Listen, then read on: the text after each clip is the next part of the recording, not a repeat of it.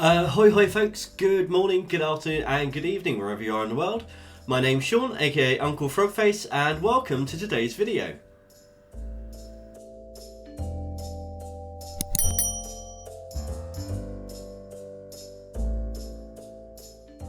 If you're new here, then welcome. If you're not new, then welcome back. And firstly, apologies, I'm slightly losing my voice. I've been off work for a few days with this horrible coldy flu thing that's going around, but I am getting better, thankfully.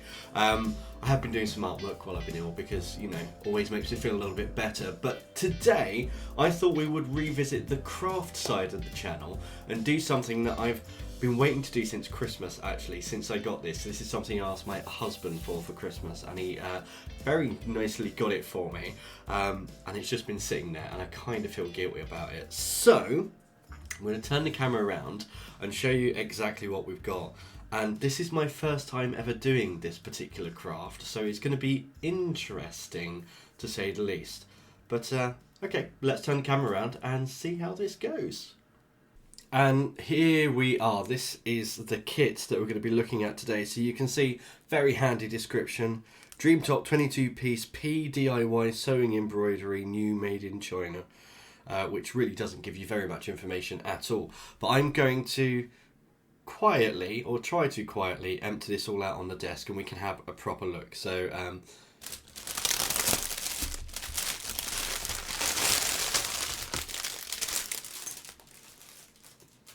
there we go. Okay, so we've got needle threader, but you'll see we have got some punch needles as well as a few other bits. So this is the first time I'm ever trying punch needle embroidery, or needle punch embroidery, whichever way you want to put it. We've got a nice neat pair of scissors here. I do like these kinds of snips. I have a couple of pairs in my sewing kit, so that's nice.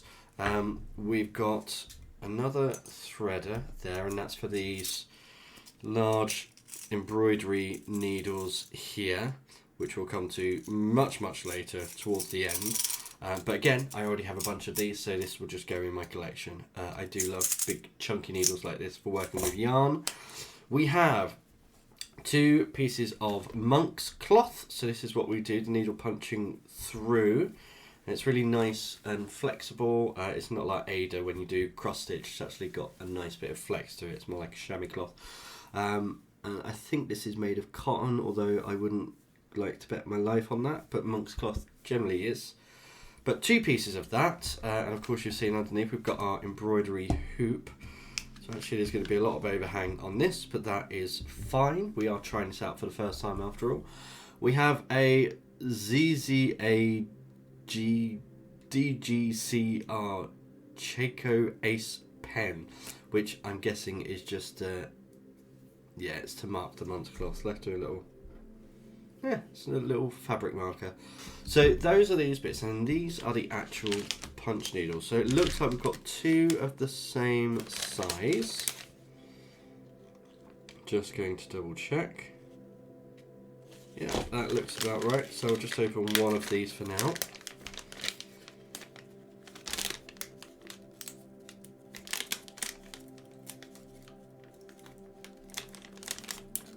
I'm not quite sure why it's in one of these resealable bags. I'm not going to be putting it back in there.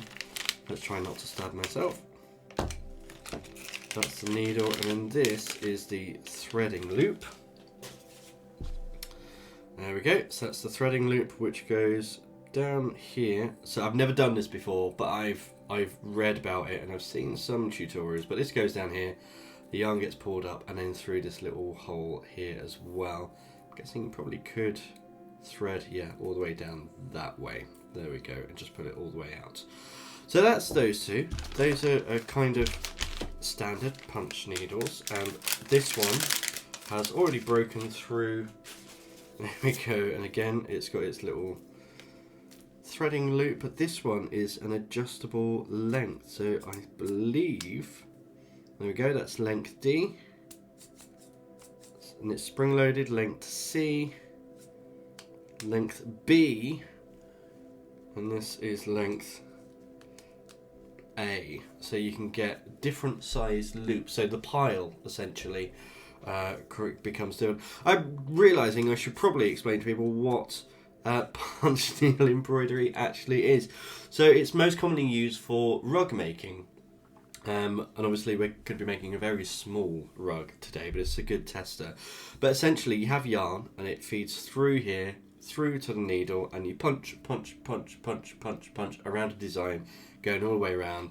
And when you flip it over, you get a nice kind of shaggy rug look. And then on the side that you punch through, you get a very close weave. So actually you could do a bit of reverse and have some bits that are very dense and low, and some bits that are higher. And of course with a needle like this, you could adjust to different lengths all the way through and gradually get hairier or less hairy. Is hairy the right term? I'm not sure. But adjust the length of the pile, I think is what I'm trying to say. So I'm not going to be using this one today, I don't think. I'm just going to try with the standard one.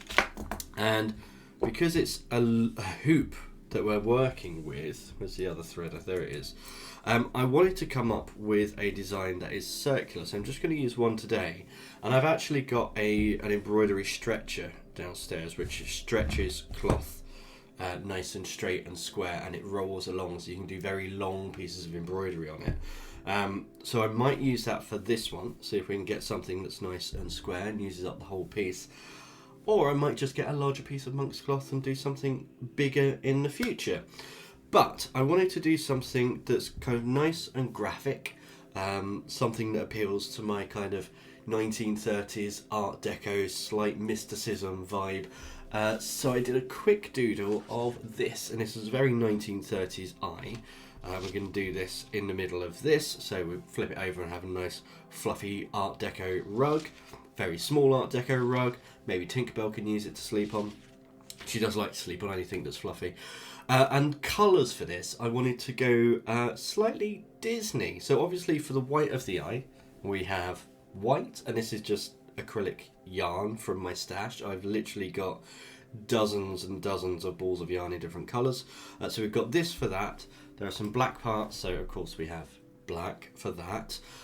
We have, for the Disney vibe, we have purple here, and we have this green that has flecks of other colours in, which I think I'm going to do the iris of the eye in. I think this part round here and the lines will be in purple. And then for the actual exterior shape, the kind of fill in the background, I have this, which is a grey with metallic thread going through it, and it just catches the light beautifully. I made a scarf out of this, which was really, really lovely and really warm. So I've actually got several balls of this. But I thought that would be a nice colour scheme altogether. So I need to first stretch out my monk's cloth within this frame, within the embroidery hoop, and then draw out my design on it. So I'm going to pause here and we'll come back when that is done. Okay, so you might notice a bit of unevenness on this, and that's because I had a bit of a test already. And I ran into a few issues, but first of all we're going to thread our needle, so I put it through the eye, and then all the way down the length of the needle, and then I'm going to pop it through this loop, and then pull it all the way out. There we go. I'm going to keep that nice and safe somewhere. Let's pop this over to the side. Do I want to use this one instead? No, I think the one that I've got is fine for now. He says, very unsure. Does this needle go much longer than? Oh, it does. It's quite a bit longer. No, I'm going to stick with the basic one for now. Right. So my understanding is, we punch this through and we go in, so imagine this is the cloth here and we're going along this way, so we want this slant to be pointed in the direction that we're going. So stabby, stabby, stabby, stabby, all the way along, and we're going to kind of go, so I'm going to start with the pupil of the eye and work my way outwards, I think. So we're going to go in kind of concentric circles all the way around to fill in this space. But to start, this is the difficult part, I believe we punch in, and then on the reverse, pull this loop through. Might be a little bit too long there, but hold on to it nice and tight. Bring it up, and then move over and punch into our next hole. And again, I'm just going to hold on as I'm going just to get these first few loops done, because I understand this is where it's the most temperamental, and you can see it's making little loops on the back side. So hopefully if I can continue along, we'll get nice even loops. And again, my understanding is that the more you do it and the more you fill in, the easier it is for the loops to stay where they are. But I am a complete novice at this, as I've said, so I really have no idea. I'm going to do them quite close together, I think, to kind of maximize the tension. That sounds right to me. I've got a feeling this could take a while. Ah, there we go. We're getting, now that we're doing nice and close together, we're getting nice loops on this side. This is the back side, that's the front side, that's the kind of rug side.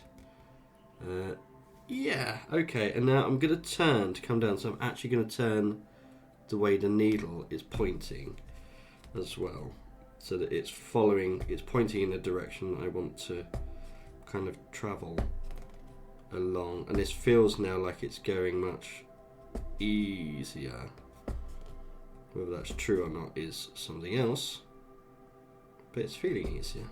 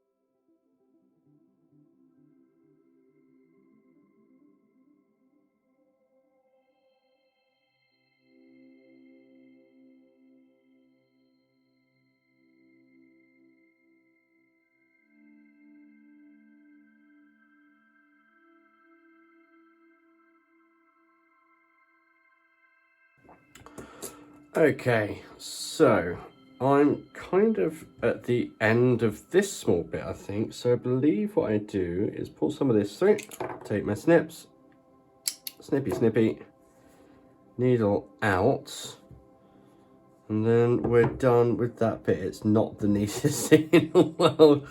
It really isn't, but it feels nice. It feels really nice. I wonder if I can snip these two a little bit closer. There we go, snip. Okay, so now we have that part done. We've definitely got some loops around the edge that are slightly longer than some of the others.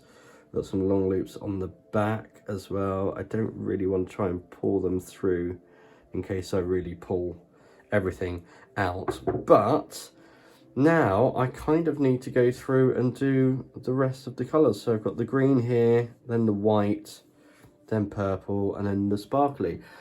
This is going to take some time, so I'll come back to you once I've done each part. One thing I have found is that tension is really important. If you get to a point where you're tight, the loops do not stay. You have to constantly keep this section nice and loose. So that's a really good thing to know. But I'm going to set up the green now, I guess, and do the next section, and I will come back to you once that is all done. Okay, so that is the green done. I quite like the kind of hazel and blue flecks in there as well. I think it gives some more realism to the actual eye part, the iris. Yes, there are some more loops that are larger than others, but I'm just putting that down to my inexperience. I'm still quite liking how it's going at the moment. I think now I'm going to do these white parts and then get started on the purple. The other thing I would say is this is not a quick craft. This takes quite a while, so I'm going to do this. This might actually spill over to the next day for me to to carry on doing this. So I might even be doing this at work tomorrow during my lunch break. But let's see how we go. Okay, now the white's done. Actually, it's not looking too bad on the back. Now it's time, I think, to go for The purple, let's get some of this in. So around all of this area here. Well, now I'm getting into a rhythm. It's actually not too bad. So yeah, let's get to this next part. Oh, I've also started trimming back some of the loops on this side. They're a little bit too long, but I think that's going to be much easier when I glue a piece of fabric to the back to keep it all in place and whip stitch around the edge. But I'm getting way ahead of myself. How far can I go to the edge here? Fairly far without stabbing the ring. I think that'll be fine. Okay, right, let's get to the purple. Okay, so that's the purple part done. On this side we have some real big loopies, so I'm definitely going to be trimming, and you can see how uneven it looks, but that's just because we've got all of the loops on this side. So I'm hoping once we go around an outline with the silvery sparkly grey, start building up the background, it's going to push all of the loops together to actually form the design a little bit more, a bit like we have in here as well. We'll get that with the purple. And then we'll go through and trim some of the loops because there are some rather... Actually, let's do a few of them now because they're a little bit off-putting. There we go. I'm not too worried about these. I'm going to get some large ones down here. Yeah, I think we're looking good. A couple of large ones there, but we'll come back through afterwards and do some of those. But I'm liking it so far. Let's get to doing some of the silver.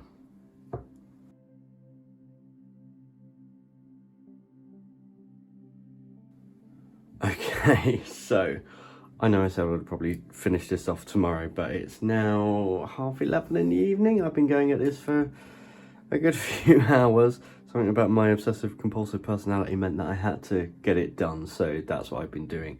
So this is the back side, which actually I really like. I quite like the kind of shortness of it, the fact that you can really see it. Obviously there are a few loops that could be trimmed back, but this is the back side. This is the front side, so it's much fluffier, and you can tell that I'm a beginner because all of the loops are different lengths. There are some short ones, some long ones. So what I'm going to do now, actually first thing I'm going to do is release this from the hoop so we can have a proper look. There we go, hoop loosened. And there we have a little, oh, it's really soft and fluffy. It's actually really nice. I'm just going to go ahead quickly so to get my big sewing scissors out. Just do a little trim in a couple of places. Oh, that's actually quite nice. So what I'm going to do now, and to give it proper time to dry, is I've got here just a piece of black felt, which hopefully is big enough. Yeah, that should be fine. And I have some Fabri-Tac glue as well. So I'm going to put glue on the reverse side once I've trimmed a few of these pieces as well, just for sake of neatness.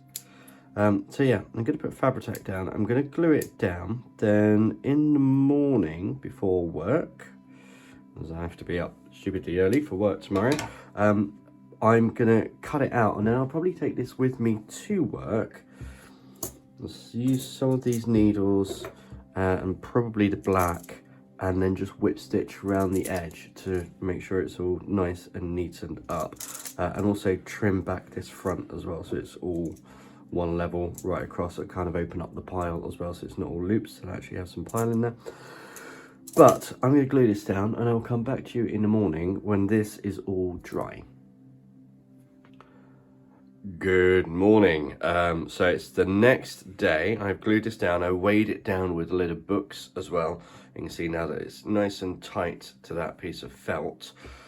So what I'm going to do is go around with my fabric scissors, cut a small edge. So there's a small perimeter around the edge, maybe half a centimetre. Then I'm going to take this to work with me today, and during my lunch break and any off time that I've got today, which won't be very much, I'm going to take one of these needles. I have one that's got a fairly sharp point. Yeah, there's a couple that work there. So I'm going to take one of these needles and I'm going to whip stitch around the whole edge with, I think, the black, and give a nice black edge to it. And then we'll be finished. So I will catch up with you at the very end when this is all done and we can do a bit of show and tell, and I can give you my final thoughts on this activity and this craft kit. Well, it is the next day. I did spend a good hour or so on my lunch break today, maybe a little bit more, and while I was on phone calls, edging this with just doing some whip stitching around the edge. But here we are, all finished, and it's really nice. It catches the light really well with the sparkles in it, but it's a really nice, soft, circular Art Deco eye rug. Sentence I never thought I would string together. But what do you think? Andrew and I were discussing what might happen to this, and we know for a fact anything circular and soft Tinkerbell sits on. So this might very well be Tinkerbell's little mat in the office that she can sit on. I might go up on the wall somewhere behind me, but honestly it is really soft and I've really enjoyed doing this. Learned a few things. I think bold is definitely the way to go, so big bold geometric designs. Lining does work, but maybe going over it again. Be really interested to do this again and do it with the adjustable rug punch needle, and is that what it's called? Needle punching punch needle, yeah. I just to see if like different lengths do different things and different effects on them. I quite like the back side of it as well when it was just oh, there we go, when it's just the flat side, so kind of mixing one side with another. I do have another piece, so if you'd like to see me try this again with another piece and to do some different designs on there, let me know in the comments down below. Also leave a suggestion on what you'd like me to do as a design as well. I may get some larger monk's cloth and try and do something big, actually see if I can do a rug for the office. That might be ambitious and that will probably take months, but you know what, I like a challenge and I like an activity to do in my downtime, so that might be it. Anyway, as always, I really hope you've enjoyed today's video, and until next time, goodbye.